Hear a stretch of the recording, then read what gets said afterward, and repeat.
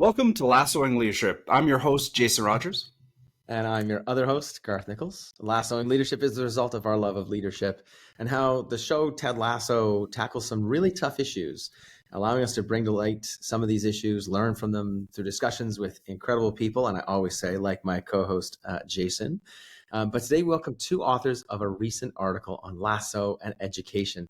The article is entitled, Can Ted Lasso Save Education? And it was co-authored by Courtney Ochi and Dr. Nicole Assisi. And today we are so fortunate to have them with us. It is so great to be here. Thank you. Well, thanks for joining us. I know you guys are down in San Diego today, and it's really nice to have you as a part of our podcast. And for those of you who are familiar with the podcast, and even our new listeners, you know that we will usually take on one episode and talk for about 20 minutes about our favorite characters of the episode, leadership nuggets of gold. And in the end, we take a stab at renaming it just for fun. And there's always a leadership challenge based on our learnings. Today, on this very special episode, instead of talking about a single episode, we're going to do a bit of a double feature here. We're going to talk about Courtney, Casey, and Nicole's awesome article and Season 2, Episode 8. Amazing. Let's get into it. So let's start by getting to know our guests a little bit better. Courtney and Nicole, why don't you start by telling us a little bit about yourselves? Feel free to share as much or as little as you like. That would be great. I can go first, Courtney. My name's Nicole, and I started in this work as a teacher, principal, superintendent, and now I get the immense pleasure of leading a nonprofit organization called Thrive. And we focus exclusively on supporting leaders to do some of their best work, specifically in education. As part of that, just helping them make sure they have a clear vision and the support to lead. Really lead in the Ted Lasso way, maybe. Really, be their best selves and do their best work so that students can thrive. And when I'm not busy doing that, I get to work as an executive coach on the faculty at Cambridge University in the UK. And I have two awesome kids and a husband who are all huge football, dare I say soccer, that. And I'm really excited to be here with you all. So thanks for having me. That's very cool. We're going to be digging into lots of those things throughout this podcast, and I can't wait to hear about what leaders are struggling with and how we can support them perhaps in that Lasso way. But before we get into it, Courtney, we'd like to know a little bit more about you too for our listeners. Tell us a thing or two. Awesome. Thanks again for having us today. I'm Courtney Ochi, also a part of the Thrive team, getting to work with amazing schools and school leaders.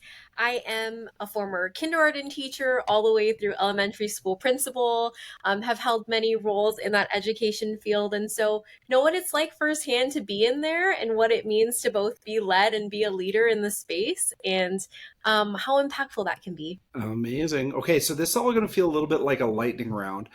We've got lots to cover, so let's get into it. Let's go through our favorite characters and why. That's typically how we start the podcast.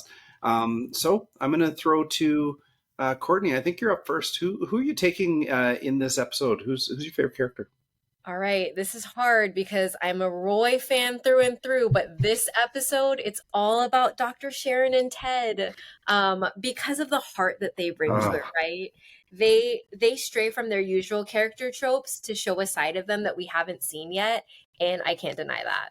I want to jump right off that because I feel like my favorite character in this episode also shows a new side. It's Jamie because, this was a tough one, but in this episode, 100% Jamie. But if we're talking all the seasons combined, I'm a Keeley girl. You got to love a girl who's an entrepreneur, who learns by doing, who's humble and just pushes through with all the quirk and sass and everything. So since you said two, I went right along with that. It's a real trend. I think most of our guests seem to take two. They can't choose one. I can't blame you, though, because there's so many good. It might be your fault. Garth, hit us with your favorite, and then we'll come around to my man, Roy Kent. Yeah. For me, I was enchanted by the development of Jamie Tart in this one. For me, this is a nice little segue to you. For me, that hug between Roy and Jamie is super powerful. And, we talked about this before we hit record. This episode is called Man City, and there's a double entendre there. It's Manchester, referring to the football club, Manchester City, but also that football is generally, and we've talked about this before, it's a male-dominated sport, obviously, like especially in Europe, and I think at this level too. And that's definitely changing. But here we see that reflected, that this concept of what it means to be macho and a man, it's just so that diametrically opposed, Jamie and his dad. And then Roy comes over and gives him a hug, which, in the first season, Jason, we wouldn't have seen that. So for me, it's Jamie Tart. Yeah. And no surprises, Garth. I'm sticking with Roy. And my wife was asking me if I'd ever change. I really don't think I'm going to. He's just so compelling through and through.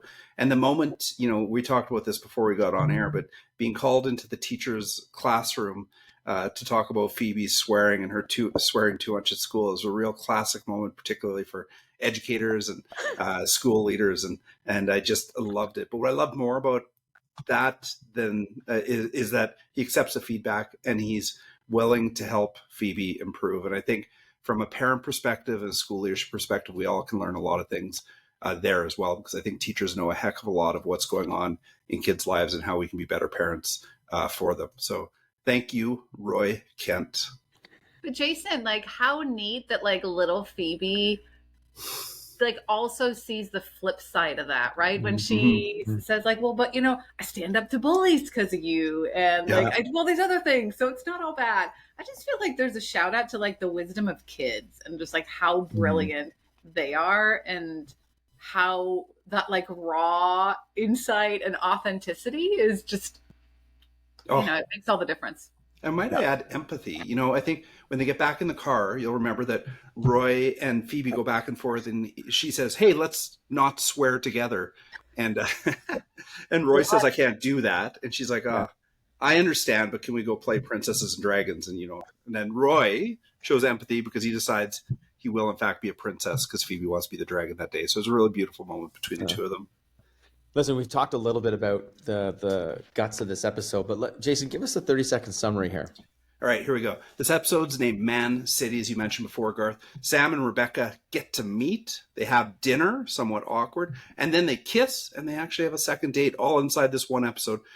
Sharon Fieldstone is hit by a car in the opening moments of it. While she's cycling, she's concussed, and Ted takes on the role as caregiver. He's really amazing in this role, and I think that might come back to why he's some of our favorite characters. Richmond is in the semifinals, FA Cup against City, Jamie's old team, and they get crushed 5-0. When Jamie's dad comes to the dressing room to torment the team effectively, he and Jamie end up in a fist fight, and it's one of those dad-son moments, Garth. I don't know if you've ever had those, but certainly it was pretty real for me, And Roy consoles Jamie, which is an amazing moment as well. Ted is distraught, leaves the team, and discloses Fieldstone that his father committed suicide when Ted was only 16 years old. Beard needs a night out, and I can't wait to discuss that episode. But he takes off, and more on that to come. And really, in this 44-minute episode, that barely scratches the surface. There was so much going on through and through. How's that, Garth? No, that was great. And as always, you do a summary where we can actually build off of some of these key points. So let's get right into the meaty part of your article. Can't wait. And this in sort of the entirety of the Ted Lasso season. But let's sort of level set. In your article, you mentioned you have a few concerns about the education system and about our educators. I think that's really important. Can you give us sort of the pregame talk about what we're up against in education these days? Yeah, I love thinking about it as a pregame talk, right? Because here we are. We're, somewhere in the middle of the season, and the team is tired, and we've given it our best, right? Everyone on the team has been working so hard, stepping up to the plate. And it's just not yielding the wins, right? Students are still struggling despite educators doing amazing work during the pandemic and doing their very best, right? But scores are at an all-time low. Teachers are leaving the profession. So think about our players, right? Our key players, they're out with injuries. They're out with just unable to give any more. And the inequities, right? The challenges we're facing just continue to increase. So in terms of a pre-game outlook, it's feeling bleak, right? People are feeling exhausted. They're feeling like their work isn't leading to things, but they're still in the game, and there's still a lot of game to be played. And so the question, as coaches and as like the people supporting this team and the people on the field, it's like, how do we not give up, and how do we continue to push forward? Okay, coach. Okay, so that's, the odds are stacked against us, but we need that locker room chat. We need that opportunity to pull ourselves up and do more together than we ever thought we could do as individuals. Because I think that's what leadership is. It's when 1 and 1 equals 3. And I'm counting on the two of you to pull us out of this desperation. So, I know that we talk about the impact inspired leaders can have on an organization and change. And you shared that a time or two in your article. Can you share a thing or two with our listeners that they might be able to take away and feel inspired by? Yeah, I think the reality, right, is even if you aren't an educator, this is not unique to the space of education. That in all these fields, there is that feeling, right, of burnout, of that lack of connection, of people feeling like, hey, I'm doing a lot more, but I feel a lot less value from this. And I think the lesson and the inspiration in this is, how do we hold a mirror up, look in that mirror, and figure out, okay, what are the things that are going well, but what are some of the things that need to shift? And that takes vulnerability. It's scary. It's scary to hold that mirror to yourself and recognize what are the areas that we need to improve on. But that's what's really going to help. And that's what, Nicole and I love to do in our work, is we get to kind of hold that mirror alongside some of our leaders and say, we're going to look at this together, and then we're going to strategize and game plan, create our best winning playbook to move forward, because it's also about being strategic in our next steps, because we've only got so much time and so much energy. Yeah. I love that. It reminds me of this episode in a little bit where Dr. Sharon Fieldstone is on the phone with her friend, and her friend is actually holding a mirror up to her as she's describing Ted. She's like, sounds familiar. And then you can see the work in their telephone conversations between Ted and Dr. Sharon. You can see the work that they're doing to connect with each other. And I think that's so beautiful. And I do appreciate, Courtney, what you're saying about, holding that mirror up. And what you're telling us, like, there is hope, and there's good news. There's this podcast that's designed to inspire leaders to deliver a kinder, more compelling brand of leadership. And this podcast is bringing you to, and your article to the forefront. Listen, in your article, you do provide a bit of a game plan. So can you take us through what you saw in Lasso and how you think it can apply to improving schools and improving teaching and learning? Yeah, I mean, the first piece, you just mentioned it, right? Dr. Sharon and Courtney, you'd mentioned the relationship with like Sharon and Ted, like disclosing of themselves. And I think the first tip, the first step is get a coach, right? Like Ted has a coach in Sharon, the team has a coach in Ted. Later in the episode, we see Jamie having a coach in Roy. The importance of having somebody who can hold up that mirror, and somebody who can just be there and support you, who can help you see things from another perspective, is so critical. We see it in the show, but we also see it when we work with schools, really across the nation, across the world, that leaders do better when they have someone to bounce ideas off of. And having an executive leadership coach is really critical, because, soccer teams, football teams, like, they have coaches, not because the players aren't good, but because the players are exceptional. And even exceptional players, exceptional people in the game, have someone to help them figure out strategy from a different vantage point. I love that. And our listeners know that we talk about the duality of leadership, being very public, being very highly networked, being very personable, and yet quite lonely as well. Mm-hmm. And I love in your article, you write that the coach plays a role in providing some feedback, but that feedback is impartial and it's removed from the daily politics of the day-to-day workplace. And I think that's a real important part about coaching, that you get to remove yourself and see yourself in a different light. So I really appreciate that. Courtney, tell us a little bit about principle number 2. Yeah. I mean, it is so evident in here, the heart work that exists in this work, right? Making time and space for connection. I think Jamie's a big example of that in this episode. That I think is an episode or two before this, right? We see Jamie lean in when Sam is having a hard time, when, you know, there are things happening, and he grabs that piece of tape and he's like, I'm in, I'm here for you. Season 1, Jamie would not have done that. But season 2, Jamie is there with that tape across his chest. And in this episode, when that happens with his dad, I was waiting, right? Is he going to run away? Because I would run away in that moment, right?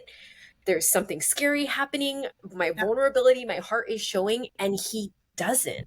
And instead of running from that, someone runs towards him, right? Like Roy gives him that hug and that embrace.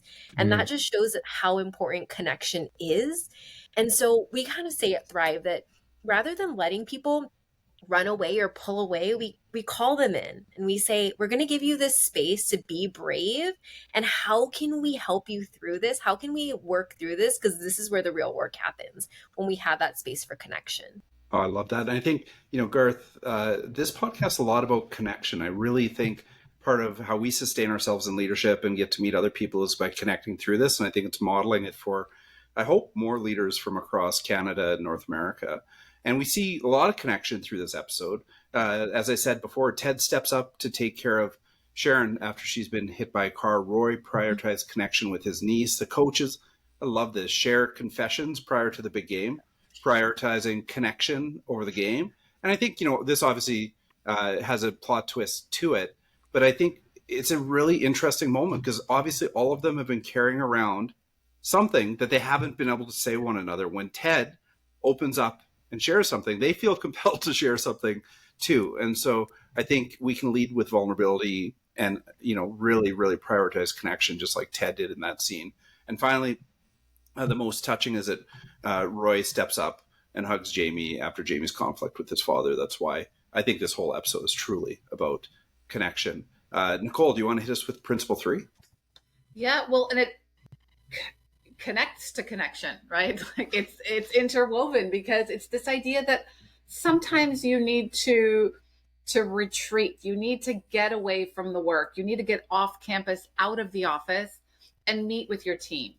And that is to build that connective tissue, to get to know each other, but also to see the work through a different lens, right? Like think about all the times when Ted takes the team to unusual places, like the sewer system, or out to different places to just learn and think about, how do we think about our work through a different metaphor, through a different analysis, through different experiences? Because when we're too close to the work, we don't always do our best work. We deal with the immediate work, right? Think about the work of adaptive leadership, right? That the terminology people often use is that you need to get off the dance floor and onto the balcony.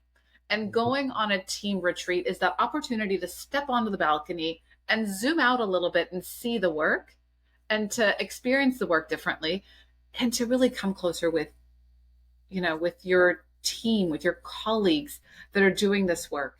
And, whether you facilitate that retreat yourself or you get an outside facilitator, that's secondary to the importance of just getting away. You don't have to have it all completely planned out. You just need to be willing to lean in and be with each other. And that makes all the difference. Yeah. And we have retreats at our school. The leadership team goes on retreats, and you get to know people from different perspectives, but you also create shared moments. And these are shared moments that you can go back to. Whenever you share a moment like that, and you go back to it, you're building that connection. You're deepening that connection, which I love. All right. Hey, Garth, before you go ahead, ask me where I'm going this weekend. Hey, Jason, where are you going this weekend? On a retreat. Taking our team out on a retreat to Banff, and we're doing a really cool retreat. It's called Time and Space Retreat. And our premise is that's all people ask for is time and space. So we had people put forward proposals of things they needed time and space to do it in. And we've got clusters of teachers working, about 20 of them out there in a time and space retreat. I'll tell you about it next week on the episode. I hope there's karaoke. Oh, there might be, actually. All right, Courtney, what's next? Principle 4. Oh man, well, I wish I'm there this weekend, but our principle 4 is just really thinking about establishing that culture and those norms that exist, right, on a team. It's part of the reason why Jamie's role on the team didn't work in season 1. he wasn't really fitting in with the norms that were being established. He was out of sync with the team and what they were trying to create. And there's an importance in making explicit some of those norms that live implicitly. We see it when we see that big believe sign, right, slapped on the wall. It's, this is who we are. We are putting our faith into this. This is us. This is our norm. I think it's in other ways too. This team values people and every single person. I love when, Nate becomes a coach. That is valuing the people on the team and recognizing this person deserves this role. And so there are ways that Ted, he really makes sure that the team's norms are vibrant and they are living in both the clubhouse, they're living throughout every interaction that they have together. Garth, Nice. that there reminds me of Super Bowl 51. Do you know anything about that? Super Bowl 51. Can't say as I do. All right. This is the real American football. I don't know if you all know the story, but I'm happy to tell it. Super Bowl 51 was between the Patriots and the Falcons. You remember at halftime, the Falcons were up 28-3 against the Patriots. And this is a massive spoiler. So if you don't want to hear the end, turn us off now. But they go back to the locker room, and you know what Bill Belichick did in that locker room? He went down the line and he said to every player, "What's your job?" And every player responded, "I'm the kicker, I'm the punter, I'm the quarterback, I'm the linebacker." And everybody said the same thing. Said, "Listen, do your job, do your job, do your job." And by focusing in on that individual, their purpose amongst the team, they're able to bring through that championship. And I think it comes back to establishing norms. Like, I think Bill had set that norm by having that key principle, and everybody knew how to do their jobs. Yeah, I know a lot about Bill Belichick and his sort of leadership style too. And he sets incredibly high expectations. So when he says, just, do your job, there's so much more involved in that, which I love. So listen, let's move up. Before we close, we have two items, Nicole and Courtney, that we always end with. We always love to leave our listeners with a leadership challenge, and we try to rename the episode as well. In this case, I'd love to have one of you offer a leadership challenge, and the other one, maybe you could retitle the show for us. Courtney, do you want to do the leadership challenge? Yeah, I've got it. Okay, so back in the day, there is an outdated saying that was, "Real men don't cry." But I'm going to switch that to say, "Real leaders do cry." And that is my challenge, right? That there is this piece of vulnerability and authenticity that we can bring. The leader is not this stoic person that doesn't get to share their emotions. They do cry, they do have feelings. And we're cautious that they're not always crying, right? We see that in that end huddle when Ted shares his vulnerability and everyone's sharing, and he's like, whoa, like, no, I don't need to hear all these pieces, right? So it's being cautious of, we want to make sure that we're sharing the pieces that do help the team move forward, but knowing that real leaders do cry, they have feelings, they have emotions, and you're allowed to be that person with your team. You're encouraged to be that person with your team. Amazing. Leadership challenge accepted. Vulnerability. Jason, karaoke. Do a song that you can cry to. Nicole, your turn. What would you rename the show and why? Ooh, this was a tough one. So I'm going to go with Outplayed, but Outscored. The entire team, the coaches, they gave it their best, and they were outscored by Man City, but they way outplayed it. And sometimes early losses lead to great wins down the road. Ooh. And so I think that, this really, even though they didn't win this game, they outplayed, they build that connective tissue, they built that foundation, they're ready to lead forward. And I think that's true in leadership as well. Sometimes, you get outscored, but you got to outplay. You got to bring your team together. You got to stay connected, get a coach, set some norms, retreat, and lead forward and push forward, because education can be transformed. It's only the middle of the championship. We've got a lot of season left to play, and we're ready to do it. Coach. Yes, I love that. And Garth, I don't know why we let our guests go first, because there's no way you're going to outplay or outscore that. But would you like to perhaps shoot for second? Do you want to even try to hit the net? Listen, for me, only because I had it in my back pocket here. For me, it was more of a moment. So I would rename the show The Hug, but Outplayed, but Outscored. And Nicole, your explanation and rationale for that title is really excellent. So I think that's our winner. But you're going to try, aren't you, Jason? I like to play. Like I like to be in the game, Garth. So thank you for that opportunity. But I the music game is so strong in this season of Lasso. Really, the soundtrack that plays behind, I just am falling more and more in love with, and I think we need to do an episode just on that. But I'm gonna lean on the Queen here, Queen Bee, and I think it's one of her top 5 records, Lemonade. She's got a song that's called "Daddy Lessons," and I love that song, and I really think this whole episode is full of daddy lessons. So there you have it. But I'm at least second. I might be third. You are. You know what? You're on the podium. That's for sure. You're on the podium. All right. Let's wrap it up, Jason. All right. Well, thanks, Courtney and Nicole, for coming on the show. And we'd love to hear what you've learned from this episode if you've been listening. Reminder that if you like what you've heard, and if you don't, still rate the podcast and try to share it with your friends. Yeah, and we'll be sure to put the article, Can Ted Lasso Save Education? Absolutely. We'll put that in the show notes for sure. And listen, if we're ever going to get Sudeikis on here, we're going to need your support. Courtney and Nicole, why don't you take us home? Until next time, keep leading the Lasso way. Thank you both for coming on the show.